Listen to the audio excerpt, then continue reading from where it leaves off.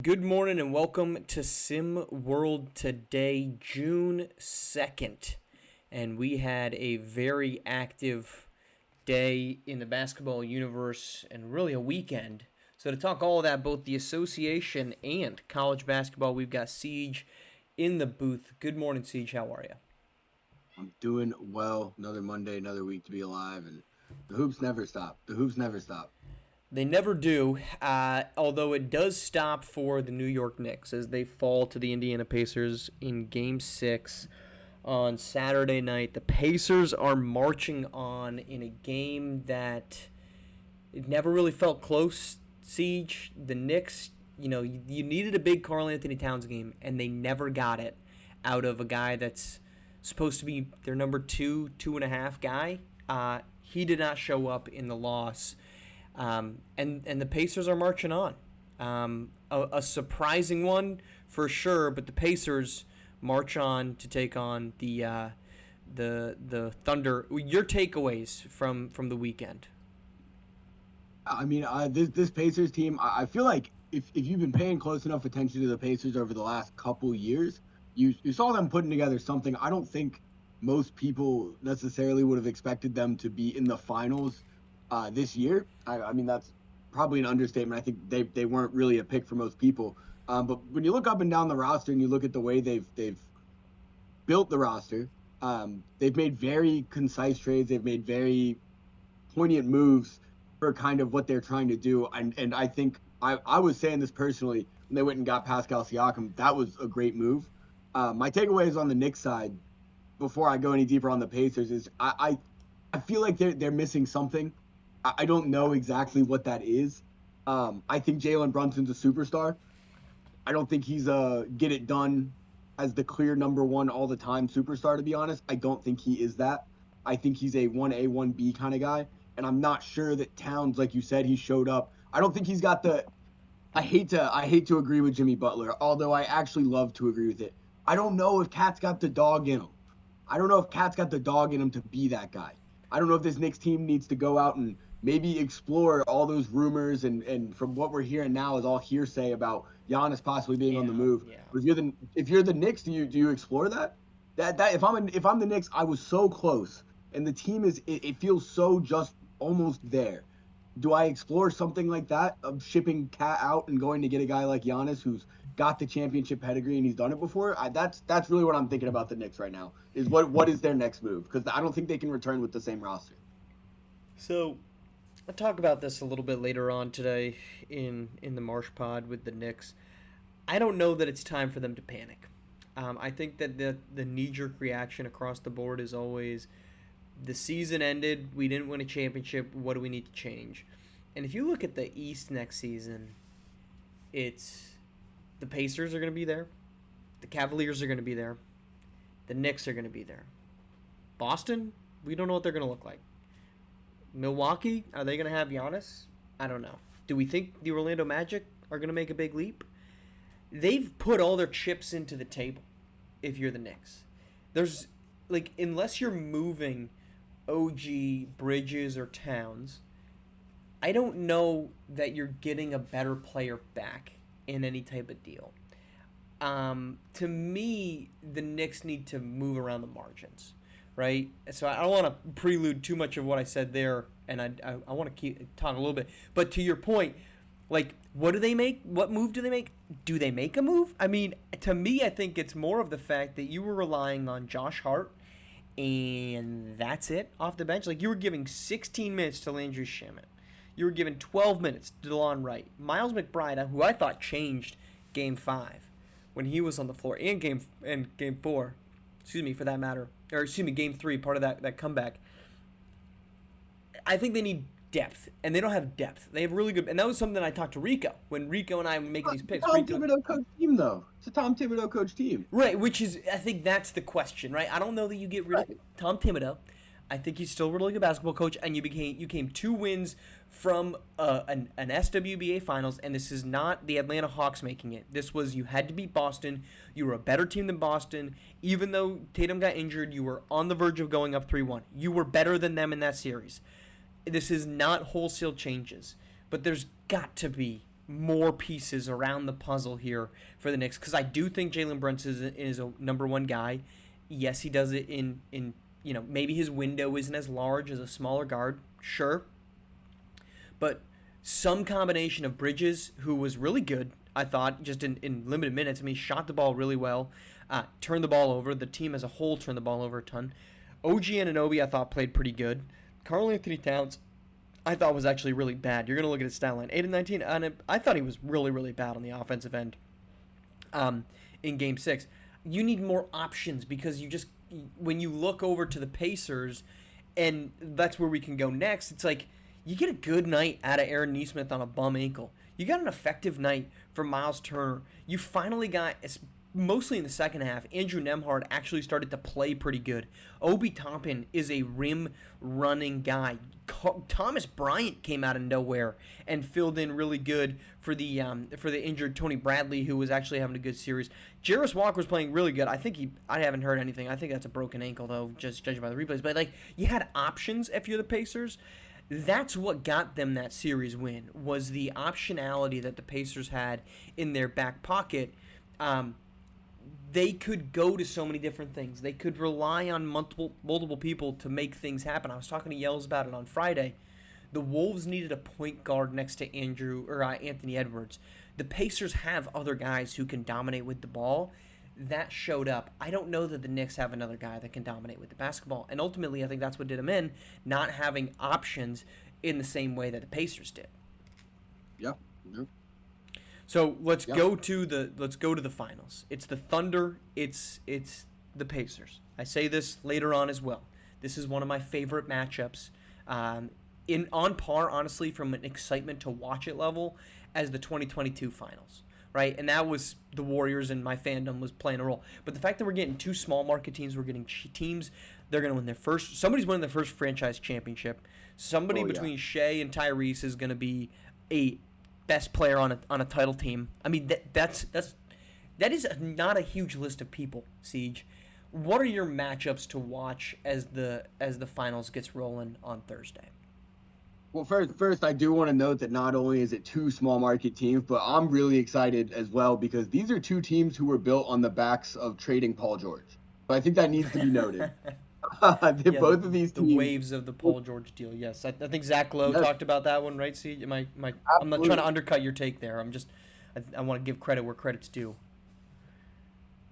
Yeah, absolutely. It's that's my favorite little tidbit about this finals matchup, is that you got to take that into account. But when I want to talk matchups, I actually want to talk about a guy who I think deserves this finals trip more than anyone in Indiana, and that's Miles Turner. I'm a really big Miles Turner guy. I'm sure we all know that Miles Turner's name has been tossed around in trade talks year after year. They're going to trade him here, they're going to trade him there. And he's good. He really does everything pretty well. He's not necessarily the best at any one thing. He's a pretty good rim protector, but he's really good around the board. I'm a big Miles Turner fan.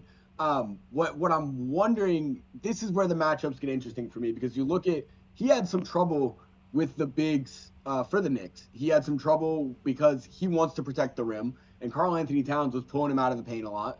And Mitchell Robinson is so good on the boards that he would make him pay for rotating over to protect the rim.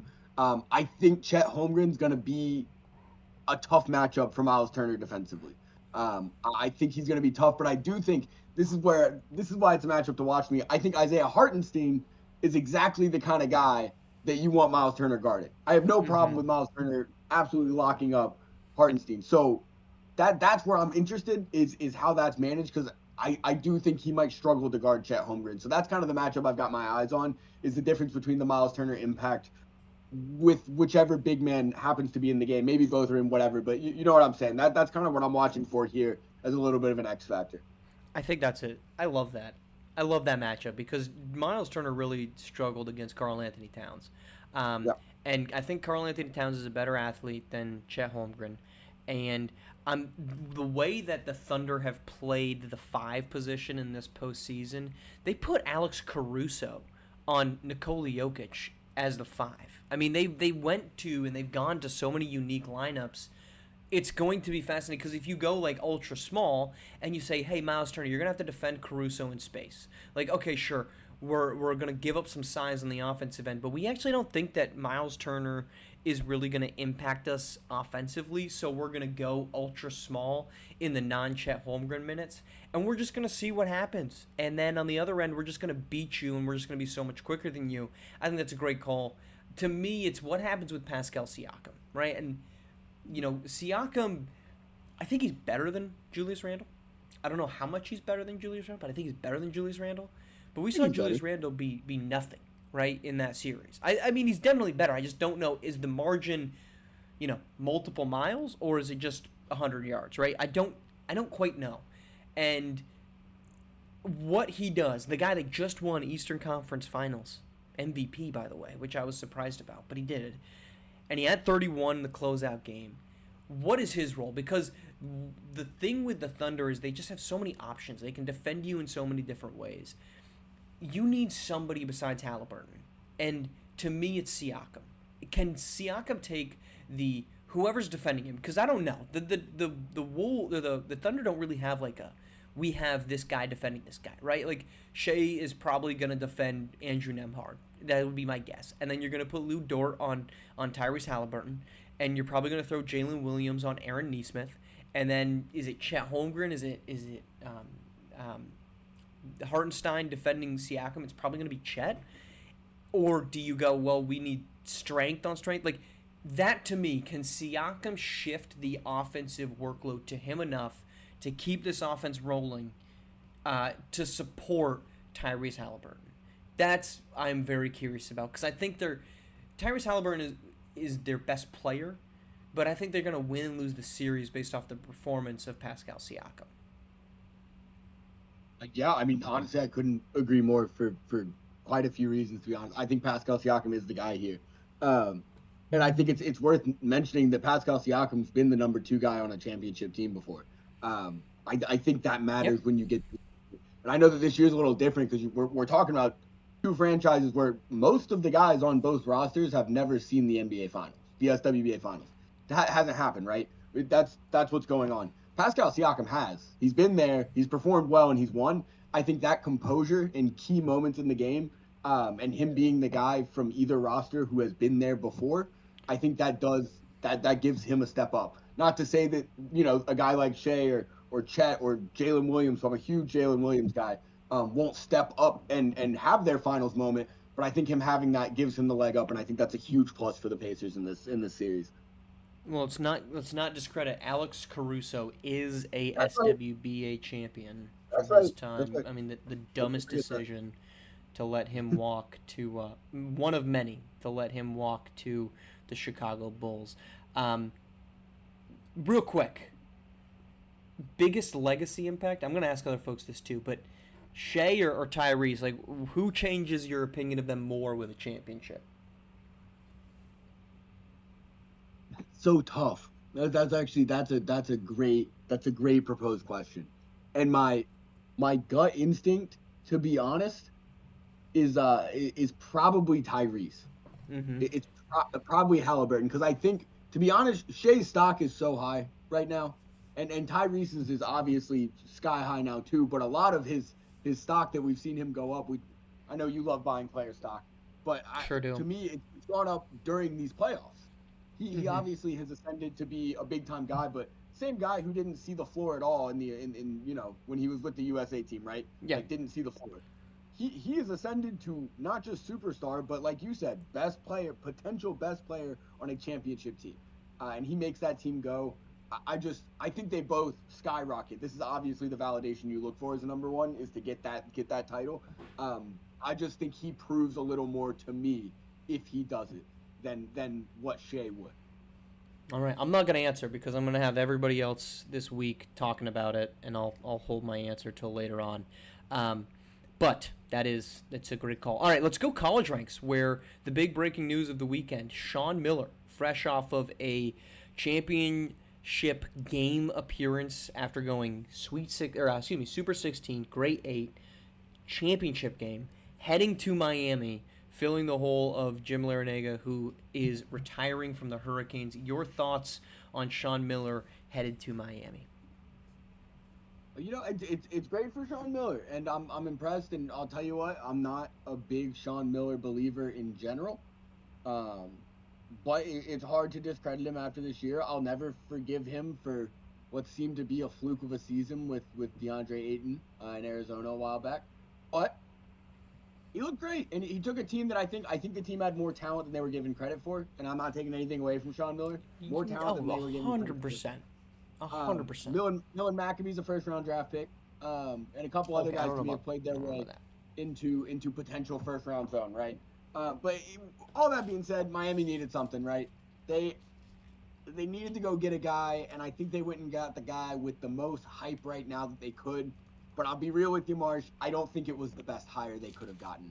I think they rushed this. I think Uh-huh. they went after Miller immediately, a guy who was going to have a lot of offers.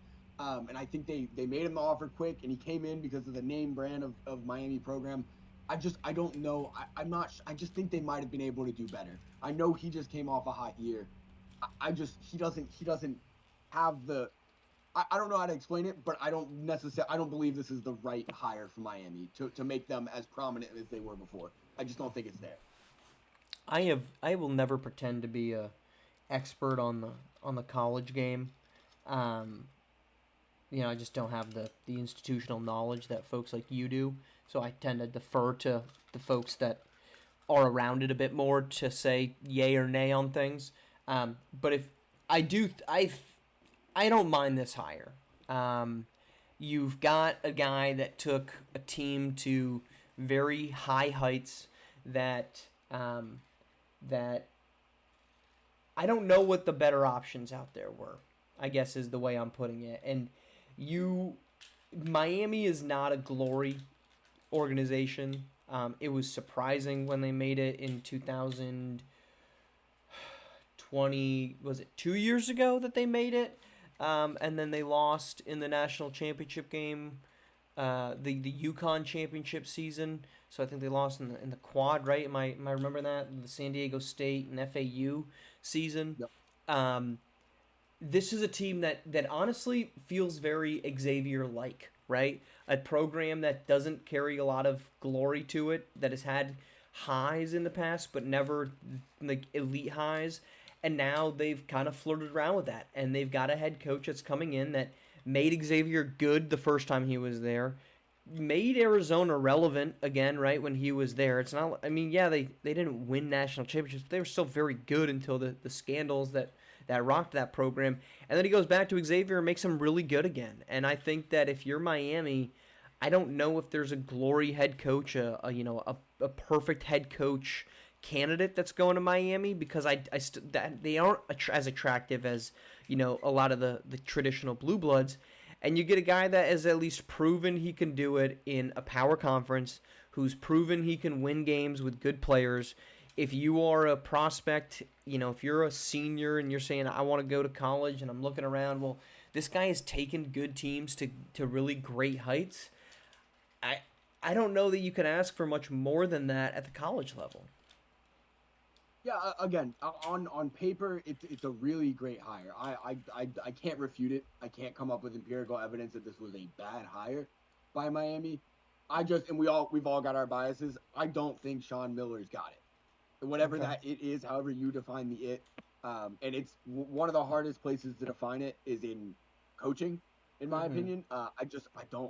He doesn't have it. I think at best he makes Miami, he makes them better than they were this year. I just He doesn't have it, and that's my personal bias coming out from the years I've watched college basketball. But he doesn't do it for me. I think Miami should have at least weighed their options a little longer. Was That's there a that's all. name that you thought they should have gone after them?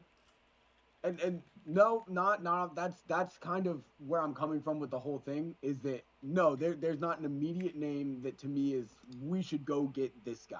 Uh huh. I don't think a Miami ever is going to look to necessarily go straight to a guy who's never coached in SimWorld U. But I think they should have let the market develop a little more. Hoosteria just closed out, and I know you want to get your guy in there and everything, but give it another week or two. Interview a couple more candidates, see who's a fit, and they obviously did that, and they chose Sean Miller. I could be the most incorrect guy in the world on this. But sometimes you got to follow your gut, and I don't think Sean Miller's it for Miami. I don't, and that's it. I wish I could give you better evidence because I know that's what you're supposed to do, but it's a gut feeling on my part. No, I mean I could feel that. The only thing I would say is I have to imagine a Miami squad that knew Jim Larinaga wasn't coming back for 3 months, 4 months now, had to have known and had to have been doing their due diligence, right? I mean, we've seen all of these coaches. The Assad Draytons have been announced for months. Dre Pope headed to South Carolina, right in the middle of Hoopsteria. And South Carolina was a team that's playing in Hoopsteria. I have to imagine that Miami was doing that due diligence this entire time. They're not waiting for this door of Hoopsteria to close. When you look around the college basketball landscape, and they're hiring guys actively. Immediately after the season, one during the season, they're hiring the predecessor and saying, "Yeah, we'll wait you out." I would have to assume Miami was doing that this entire time. It's a fair assumption. It's a fair assumption. Again, maybe it's the way that B-Ron hates Gonzaga. Maybe that's how I feel about Sean Miller. Yeah, I don't get that one. I don't get B-Ron's hate of Gonzaga. I feel like Gonzaga's a pretty he lives in Baltimore. This guy lives Baltimore. He lives in Baltimore. They're on the literal opposite side of the country, and he doesn't like him. Where is the beef? I don't know. That's like turkey burger level beef right there. I mean, that is I don't quite B-Ron, if you're listening, I don't get you on that one. All right, Siege, that's all we got. I appreciate you taking the time on this Monday morning. I appreciate you all listening in here on SimWorld TV, the only place you can see the game, be the game.